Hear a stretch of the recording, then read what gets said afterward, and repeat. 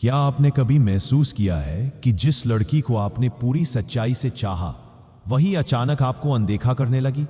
जो पहले हर मैसेज का बेसब्री से इंतजार करती थी, आज वो पढ़कर भी जवाब नहीं देती। जिसकी मुस्कान कभी आपके दिल को छू जाती थी, अब वही मुस्कुराहट किसी और के लिए सजी है। दिल को तो ठेस लगती है ना? अब सवाल ये उठता है, क्या वो दोबारा लौट सकती है? क्या वो फिर से उसी जुनून से आपके करीब आ सकती है? जवाब है हाँ, लेकिन तभी जब आप उन 7 मानसिक रणनीतियों को समझ पाएं जो किसी के दिल में छिपी चाहत को दोबारा जगाने में सक्षम होती है। यह वीडियो उन मनोवैज्ञानिक चाबियों की बात करता है जो अगर सही समय पर इस्तेमाल की जाए तो वही लड़की जो आपसे दूर चली गई थी खुद चलकर लौट सकती है, बिना आपको उसके पीछे दौड़ना पड़े। लेकिन यह सिर्फ बातों का खेल नहीं है, यह है दिमाग, भावनाओं, द मानसिक संतुलन का विज्ञान। इसलिए वीडियो को अंत तक ध्यान से देखें, क्योंकि हर एक पॉइंट एक ऐसा रहस्य खोलता है जिससे आपका प्यार आपकी जिंदगी में लौट सकता है, और इस बार शायद हमेशा के लिए। क्या आप तैयार हैं उस सच्चाई को जानने के लिए जो आप? पहला पॉइंट, उसे आपकी कमी महसूस करने दो। खुद को पीछे खींचो। प्यार में सबसे बड़ी भूल क्या होती है? हम तब भी पीछे भागते रहते हैं जब दूसरा इंसान हमें छोड़ चुका होता है। हम लगातार मैसेज करते हैं, कॉल करते हैं, उम्मीद करते हैं कि शायद जवाब आए, लेकिन यही हम सबसे ज्यादा टूटते हैं। जब कोई चीज हमारे पास हमेशा होती है, उसकी कद्र धीरे धीरे खत्म हो जाती है, लेकिन जब वो चीज अचानक छिन जाए तो उसकी कीमत समझ में आने लगती है। अब सोचिए, अगर आपने अचानक कॉल और मैसेज बंद कर दिए, एकदम चुपचाप हो गए, तो वो क्या महसूस करेगी? यही साइलेंस उसे सोचने पर मजबूर करेगा। वो सोचने लगेगी, अचानक ऐसा क्या बदल गया? यही एक दिमागी ट्रिक है। जब दूरी बढ़ती है तो अहमियत अपने आप बढ़ जाती है। जैसे रेगिस्तान में पानी की असली कीमत पता चलती है, उसी तरह उसे आप एक प्यार की प्यास लगने दो। खामोशी सही तरीके से निभाई जाए तो वो आपके शब्दों से कहीं ज्यादा प्रभावशाली होती है। लेकिन सिर्फ दूरी बनाना काफी नहीं होगा, अब वक्त है अगले कदम का। दूसरा पॉइंट, खुद को उस रूप में बदलो जिसे वो कभी भूल ना सके।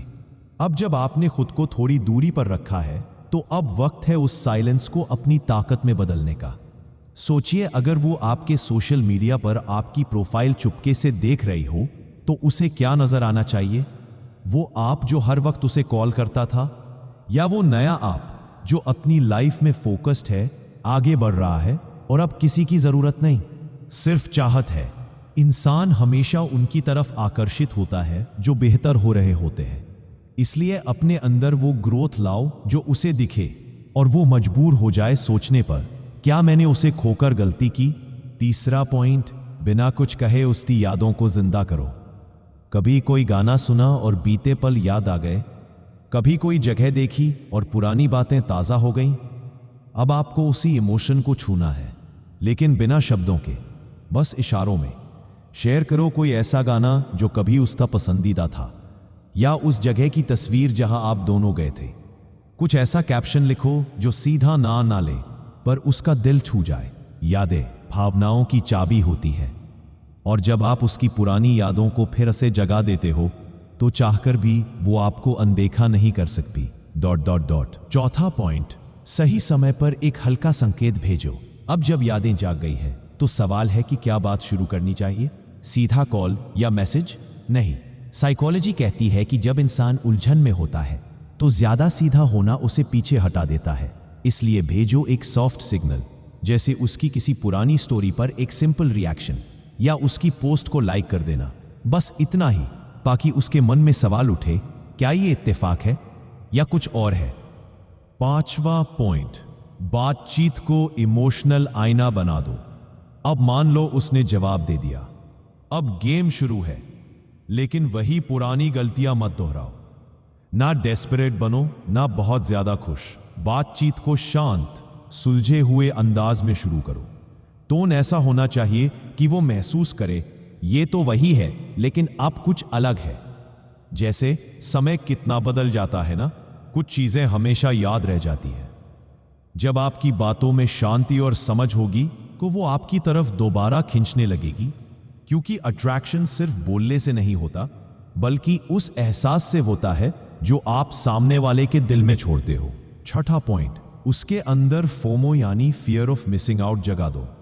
अब जब बातचीत शुरू हो चुकी है तो उसे यह महसूस होना चाहिए कि तुम अब पहले जैसे नहीं हो। तुम अब खुश हो, मजबूत हो और उसके बिना भी संपूर्ण हो।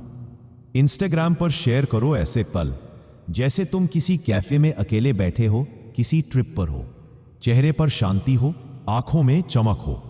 कैप्शन में लिखो, कभी कभी अकेलेपन में सबसे खूबसूरत मुलाकात होती है खुद से। उसके अंदर बेचैनी उठेगी, वो महसूस करेगी कि तुम्हारी दुनिया अब उसके बिना भी खूबसूरत हो चुकी है। और यही सबसे बड़ा डर होता है, जब कोई समझ जाए कि तुम उसके बिना भी आगे बढ़ गए हो। सातवां पॉइंट, अगर वो लौटे तो खुद से ये सवाल जरूर पूछो। अब अगर वो वापस आती है, फिर से बात करती है, तुम्हें मिस करती है, तो दिल कहेगा हाँ बोल दो। लेकिन रुको, एक पल सोचो, क्या वो इसलिए लौटी है क्योंकि उसे तुम्हारी अहमियत समझ आई, या इसलिए क्योंकि उसकी जिंदगी में कोई और नहीं है? वो इंसान जो तुम्हें तब छोड़ गया था जब तुम सबसे कमजोर थे, क्या वो अब साथ देगा जब तुम सबसे ऊंचे मुकाम पर हो? अब फैसला तुम्हारे हाथ में है। क्या तुम वही पुराना रास्ता चुनोगे या उस नए सफर पर निकलोगे जहां तुम पहले खुद को चुनोगे?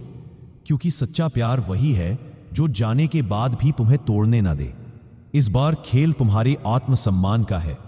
अगर ये शब्द कहीं ना कहीं तुम्हारे दिल को छू गए हों, तो इस वीडियो को उस शख्स तक पहुंचाओ जिसे खुद को दोबारा याद दिलाने की जरूरत है। और नीचे कमेंट में लिखो, अब मैं खुद के लिए जी रहा हूं, क्योंकि यही वो लाइन होगी जिससे मैं जानूंगा कि अब तुम जाग चुके हो।